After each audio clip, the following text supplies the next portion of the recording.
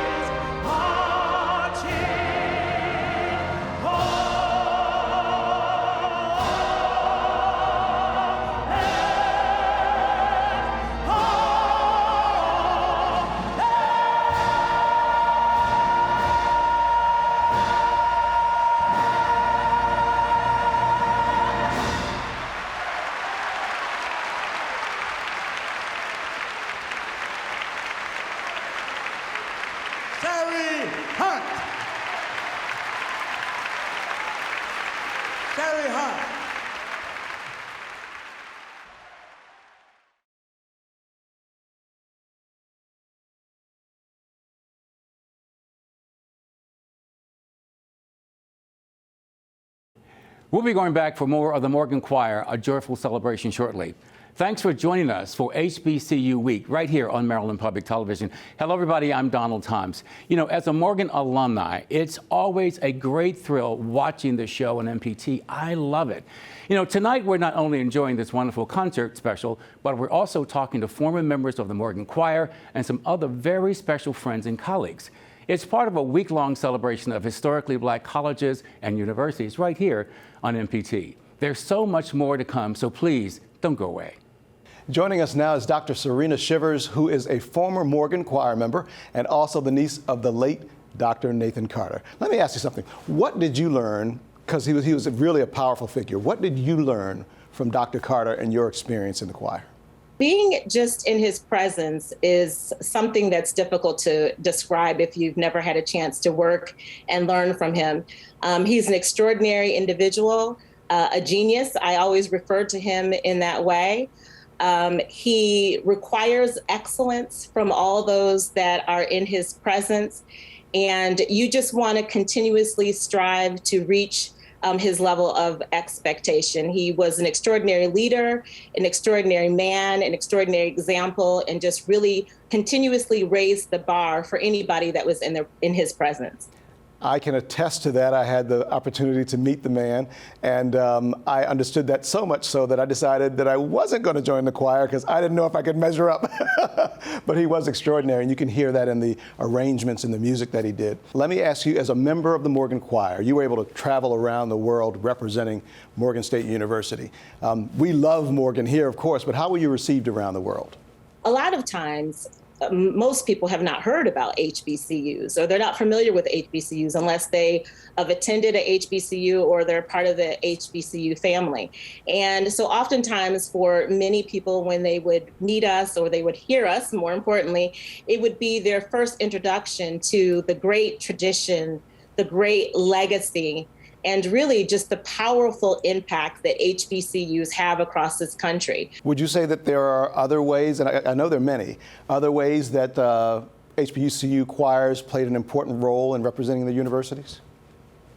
Absolutely. I mean, I think first and foremost, it becomes a home. It becomes a part of a belonging for students, first and foremost.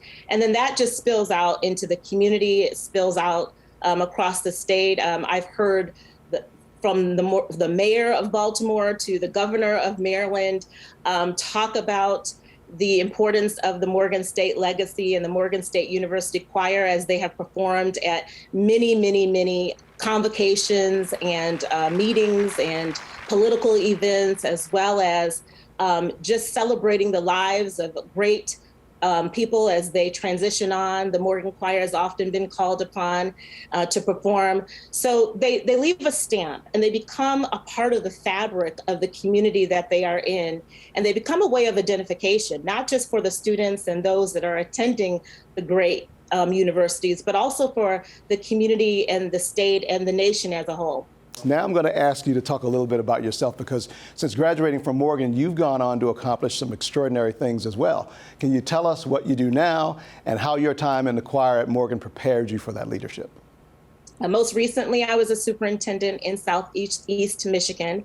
Now I work at the State Superintendents Association, and I have the privilege and the honor of training, mentoring, coaching, and supporting all of the 500 plus superintendents across the state of Michigan. I'm almost 30 years into my career in education, and I have just had an amazing journey and hope that my legacy does a great job of impacting the 1.5 million children here in the state of Michigan, but that legacy began at Morgan State University.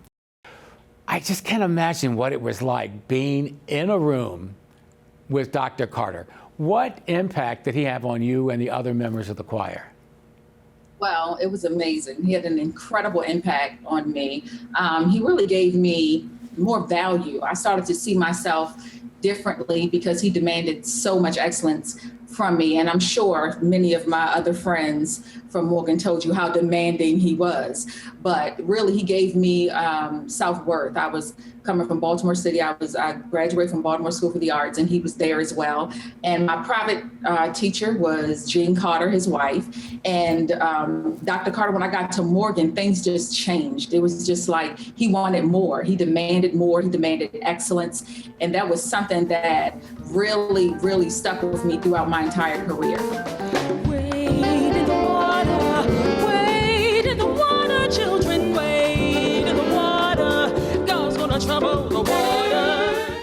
It is so great to see the art of choir music alive and well. And it's a tradition being carried out by Morgan, Howard, and so many other HBCUs. Outside of some sporadic news coverage, the contemporary stories of HBCUs go largely unnoticed. The lack of consistent visibility in mainstream media obscures the success stories of these important institutions. Well, MPT is uniquely positioned to educate and inform viewers within our region about the innovative programs Maryland's HBCUs offer. And that's why HBCU Week is here on MPT right now. We hope that you'll join us in our mission to spread the word about all the marvelous things that HBCUs are doing for our community.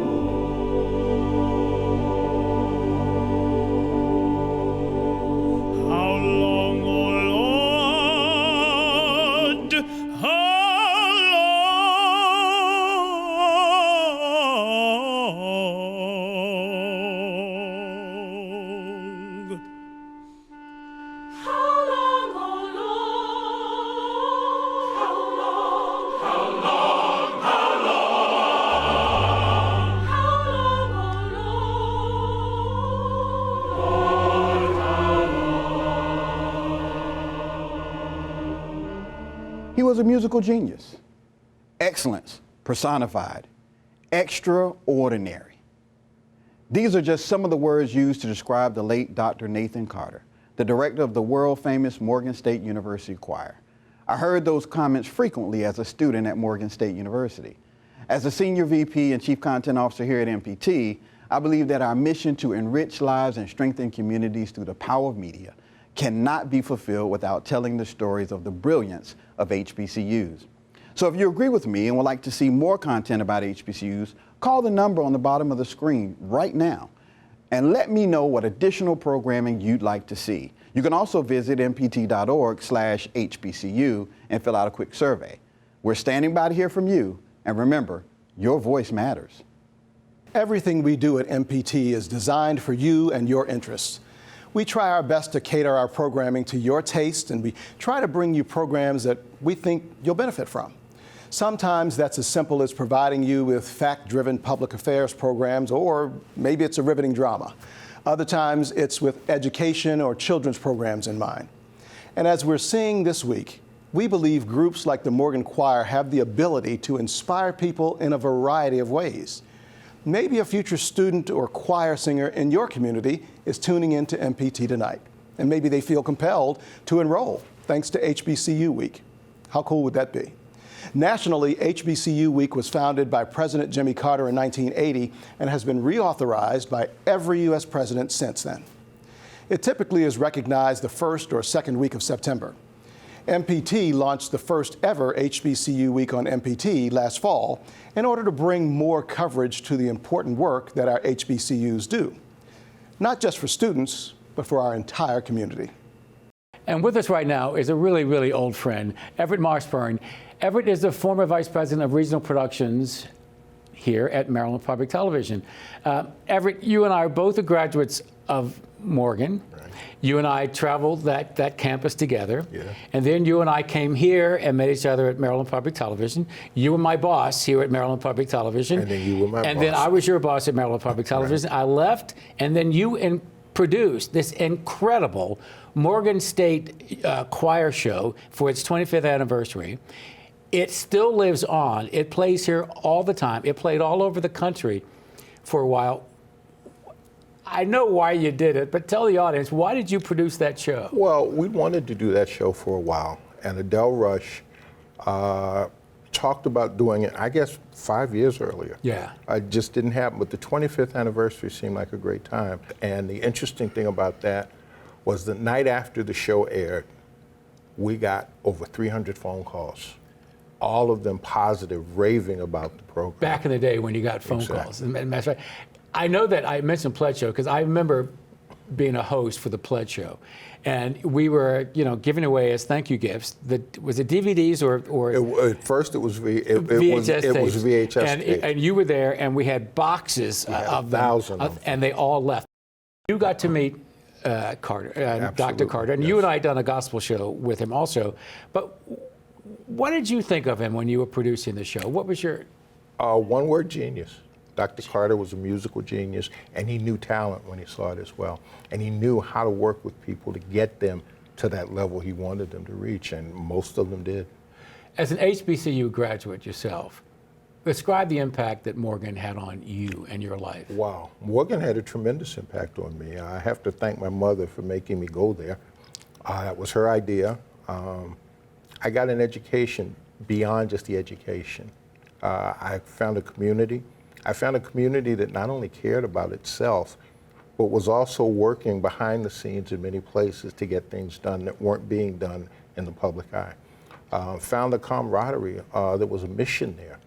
The mission was to make things better, not just for black folks, but for the whole of society, because as long as some of us are not doing well, the rest of us can't do that well. No, you're right, because we were on campus at a time when there were the Vietnam riots, and there were protests, for all sorts of reasons for African Americans. So we were there at a very crucial time in both our lives, So I know what Morgan did to me, or for me, and when you and I got to work together here, you could tell that we both came from similar backgrounds and both had this mission to produce good programs for the citizens of Maryland. So, and programs that people were not producing elsewhere, telling stories that people were not getting elsewhere, sharing talent. I mean, that's what the Morgan Choir, I think, did for a lot of folks. It showcased talent that we knew was there, but they just weren't seeing it or hearing it. No, because you think about it, is that you think of the Morgan Choir, you think of Negro spirituals and gospel songs, and all of a sudden you're hearing these extraordinary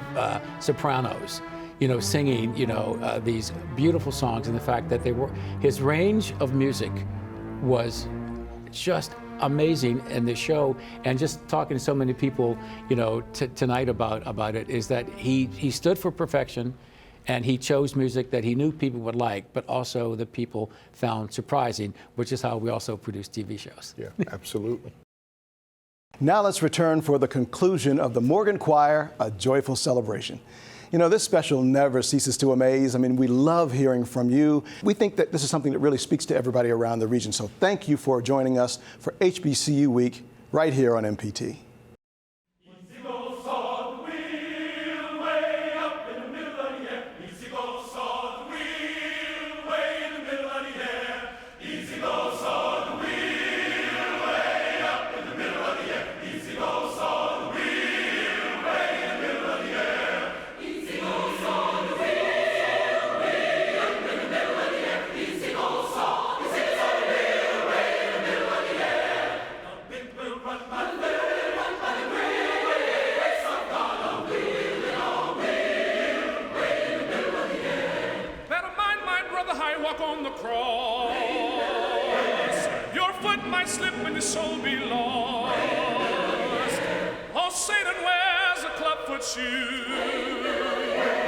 If you don't mind, he'll slip it on you.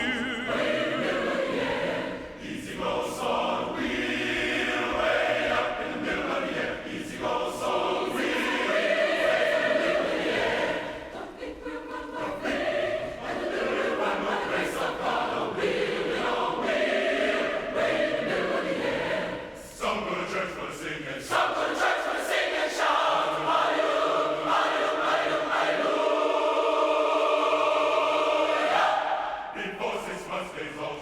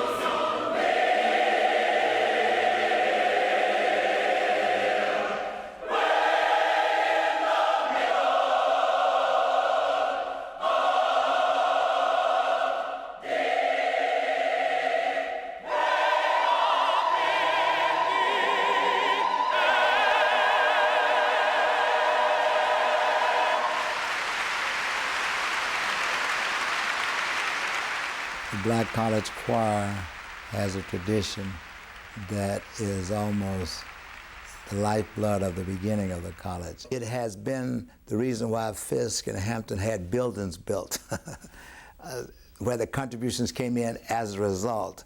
They come in now, we're not always sure why. But music is an integral part of any black experience. We oftentimes speak of them as ambassadors of the university, because I dare say that we would be as well known nationally and international if it were not for the Morgan State University Choir. I was at the White House when they sang with President Ronald Reagan, and they sang with Marvin Hamlish. Well, at that performance there were those there who heard them, and then I think from that he got an invitation to come to Carnegie Hall. And we've been performing from Carnegie Hall to the Lincoln Center, and from the Lincoln Center he's gone to the Philadelphia Academy of Music, to the Chicago Academy of Music, and on and on and on it goes.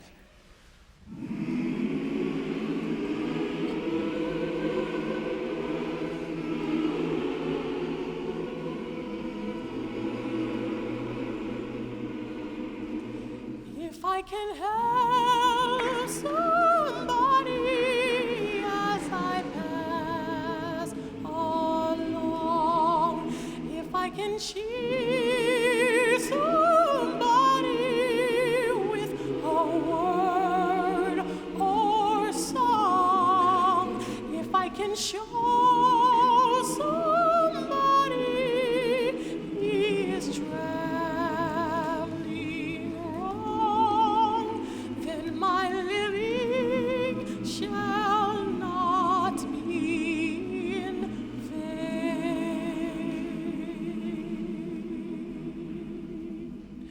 If I can do more duty as a Christian ought, if I can bring their beauty to a world apart, if I can spread, Lord, a message that the Master taught, then my living shall not be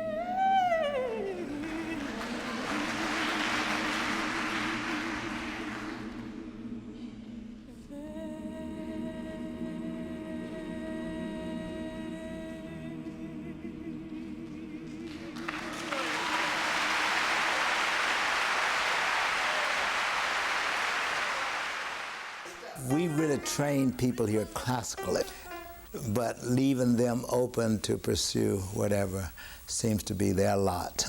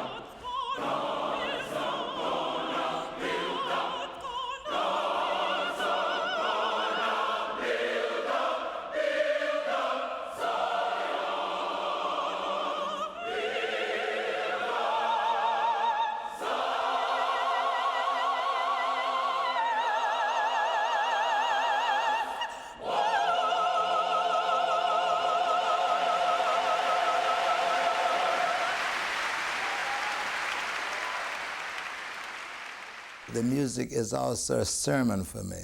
I mean, it's a sermon about letting the music make a better person out of you.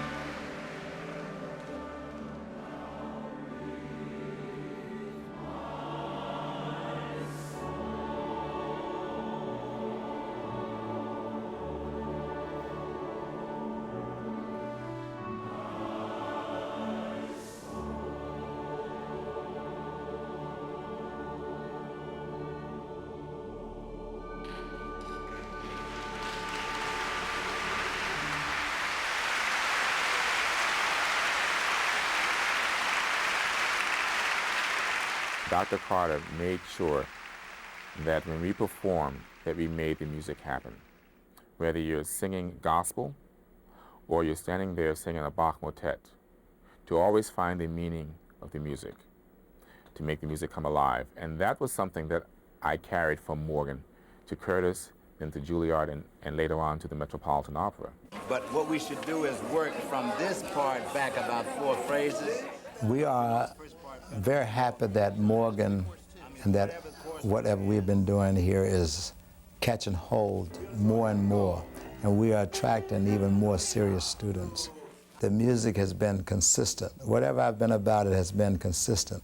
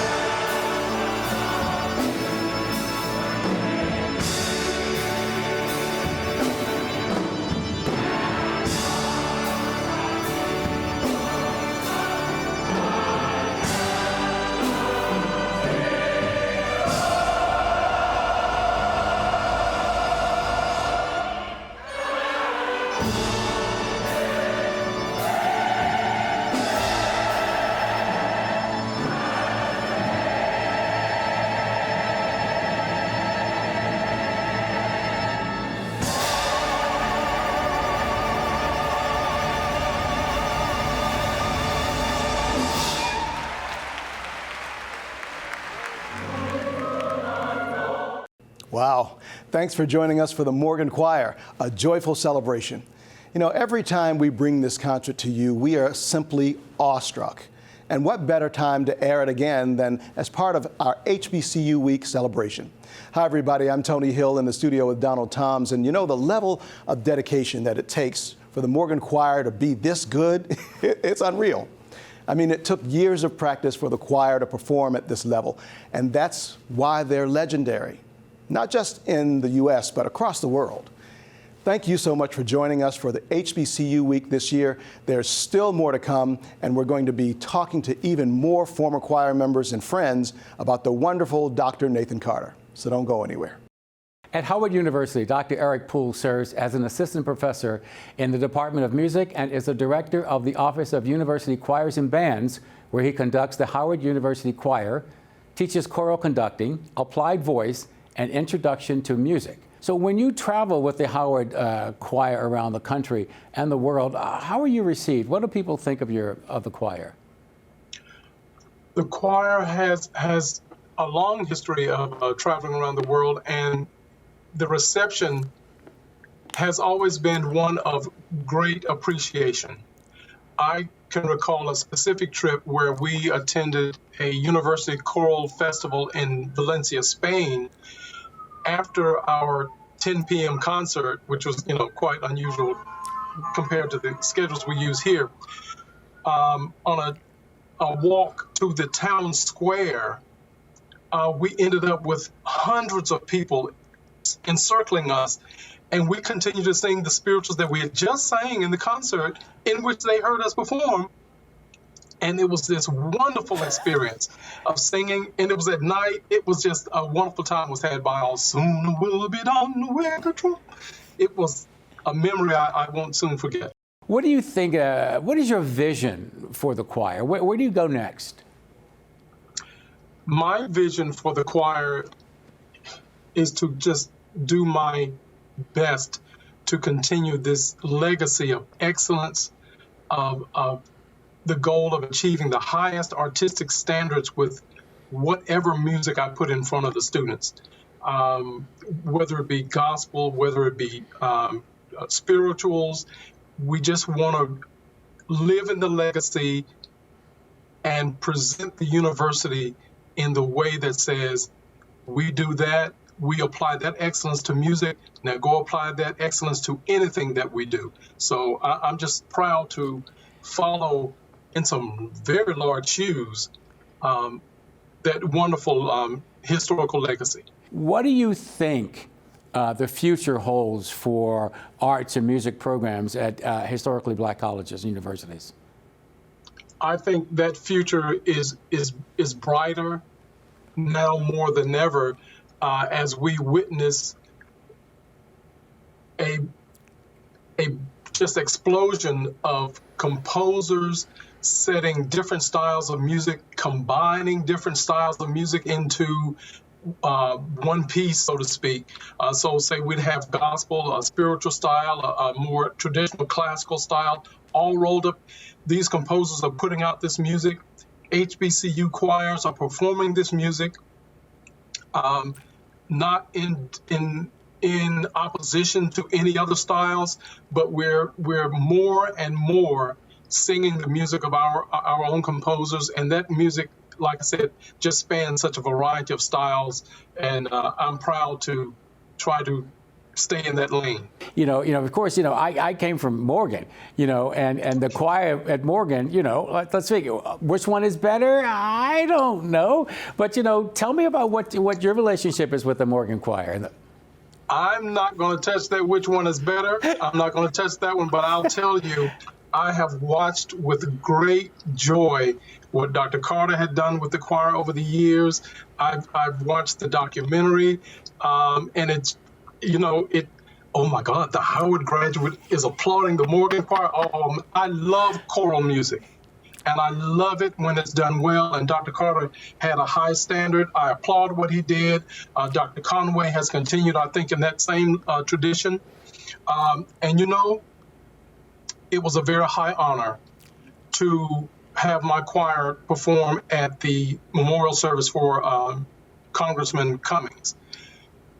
The Morgan choir was there as well, and it was a moving service, but it was an honor also to share that moment with the Morgan choir. We didn't sing together; we sang at two different points, but it was a great moment of honor to share that moment.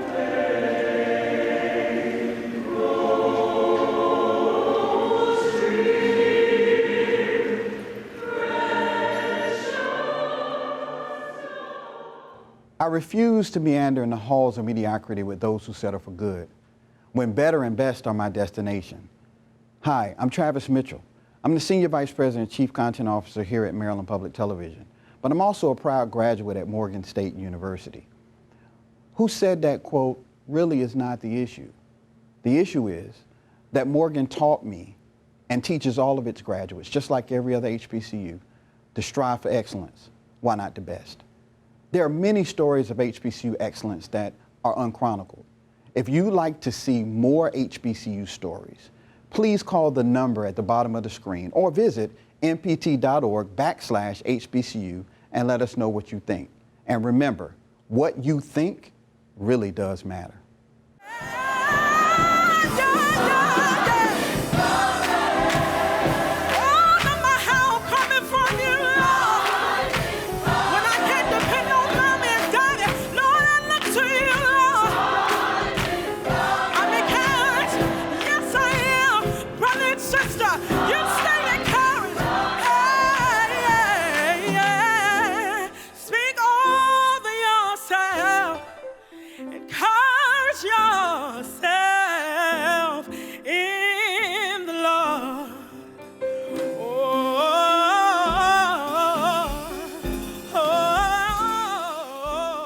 You know, our hope is that this program has helped inspire you and others into learning more about this incredible choir, as well as other historically black colleges and universities for the role they play in creating talented artists, musicians, and leaders across all professions. This is why MPT created this week-long celebrations of HBCUs. And it's so important to understand that you play no small role in this endeavor. You are the defining feature of MPT, because without you, we wouldn't be able to spend a week celebrating HBCUs, nor would we be able to bring you this spectacular performance by the Morgan State University Choir. You know, MPT created this special week of programs to shine light on the importance and impact that our HBCUs continue to have on this great state. We're delighted that you're here with us to help celebrate them. I'd like to introduce Paula Huggins, who's a member of the Morgan Choir, the Carter Legacy Singers, and an educator at Baltimore City Schools. Now, you are an award-winning vocalist. What kind of impact did Dr. Carter have on you? And I want to go beyond just the music, because I've talked to a lot of people, and it's beyond the music. What kind of impact did Dr. Carter have on you during your time in the choir and as a music major at Morgan? I think three things that I carry with me: being a servant, being humble, having discipline, but being an eclectic musician. That's the impact that he's made. So then when I'm working with students, peers, colleagues, those three things kind of follow me in all that I do when it comes to music. I would like to welcome Mr. Ezekiah Savage, former member of the Morgan Choir. So you were on the choir and you left Morgan. So tell me, what are you doing now? And how did Morgan prepare you for what you're doing now? I always say that Dr. Carter fashioned the choir with this kind of mantra that only the strong survive, where he put you through your paces, he challenged you beyond belief, not to be necessarily mean or rigorous, but more so because he believed that much in the members of the choir and what we could do. So from that, it taught me to be tough, to be vigilant, and to be forthcoming and really have a level of fortitude, which of course you need in the career that I enjoy now, the world of opera. But what the choir means to me, I don't know that we have enough time to really express that. Morgan State Choir really was a nurturing ground for me. It was a place where I really felt at home to be a young artist, to be a young Black artist, to be a young Black artist with certain circumstances and situations that didn't necessarily look like I should be at a Morgan State University. Yeah. Right? Yeah, I hear you. But yeah, it didn't, my history didn't necessarily match being at Morgan State University, but I felt at home nonetheless.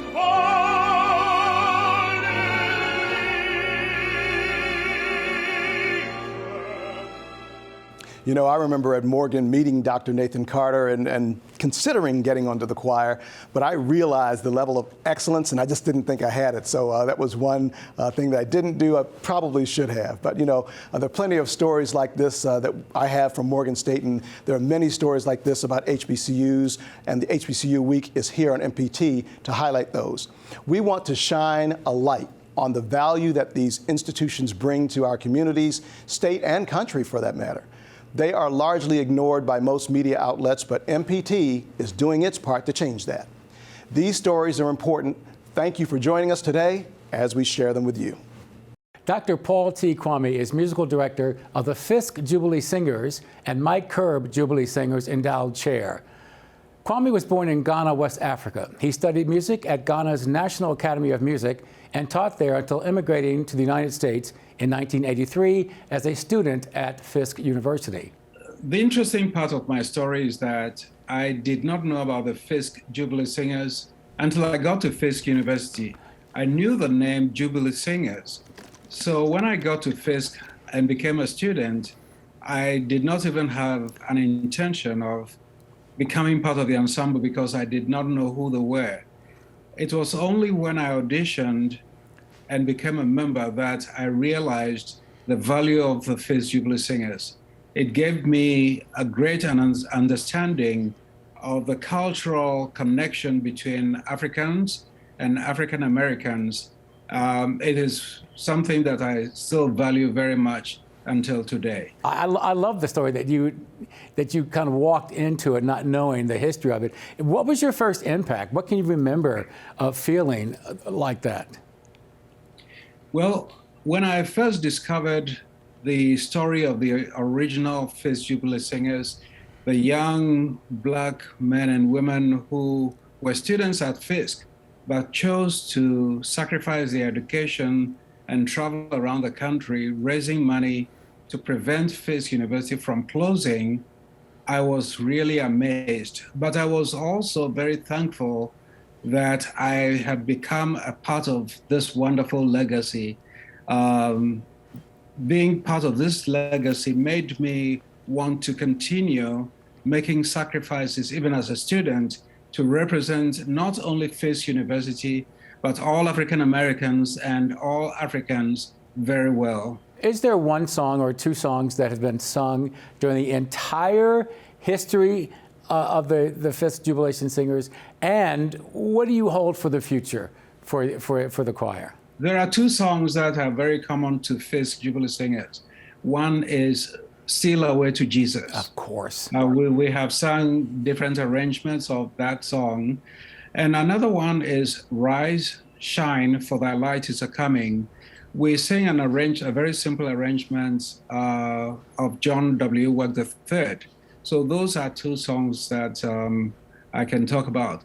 Now, for the future, I am expecting that Fisk Jubilee Singers and other HBCU choirs will continue performing these songs, the Negro spirituals, because first of all, it is our responsibility to preserve these songs. Secondly, it is our responsibility to educate people, to help them to know about the significance of the Negro spirituals and our HBCUs.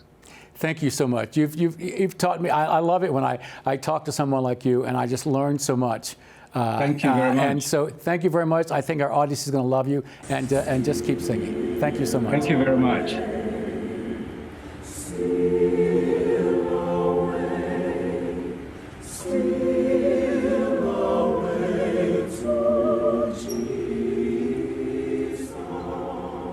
Thank you so much for joining us for HBCU Week on MPT. Your support allows us to air specials like this, but more importantly, your support allows us to bring HBCU Week to everybody in the community. We simply couldn't do it without you.